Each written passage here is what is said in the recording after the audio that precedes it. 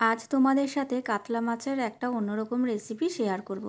প্রথমে মাছগুলোকে খুব ভালো করে ধুয়ে নিয়ে হলুদ লবণ মাখিয়ে একটা একটা করে সর্ষের তেলে ছেড়ে দিলাম। চলো এবার মাছটা ভাজা হতে থাক। একটা মশলা বানিয়ে নিই। গোটা জিরে, দুটো কাঁচা লঙ্কা, দুটো শুকনো লঙ্কা, গোটা ধনে, কালো সর্ষে, সাদা সর্ষে, কয়েক কোয়া রসুন আর দিলাম আদা কুচি। একটু জল দিয়ে একটু ভিজিয়ে রাখবো। এটাকে মিক্সিতে দিয়ে পেস্ট করে নেব। এবার মাছগুলো ভাজা হয়ে গেল, তুলে নিলাম। দ্বিতীয়বারেও মাছগুলো দিয়ে তুলে নেব। সর্ষের তেলে দারচিনি আর একটা গোটা এলাচ ফোড়ন দিয়ে পেঁয়াজ কুচিগুলো একটু ভেজে নিয়ে টমেটো কুচি দিলাম।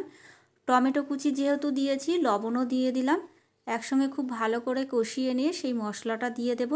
এবার শুধু কষিয়ে নেব। একটু হলুদ দিয়ে দিলাম, লবণ তো দেয়াই আছে। খুব ভালো করে কষিয়ে নিয়ে ধনেপাতা কুচি দিয়ে দিলাম। ধনেপাতাটা কুচি দিয়ে আবারও ভালো করে কষিয়ে নিয়ে একদম যখন শুকনো শুকনো হয়ে যাবে, ভাজা মাছগুলো দিয়ে একটু সামান্য জল দিয়ে দেব। ব্যাস, একটু ঝোলটা ফুটে উঠলে নামিয়ে নেব। এবার গরম গরম ভাতে পরিবেশন করো।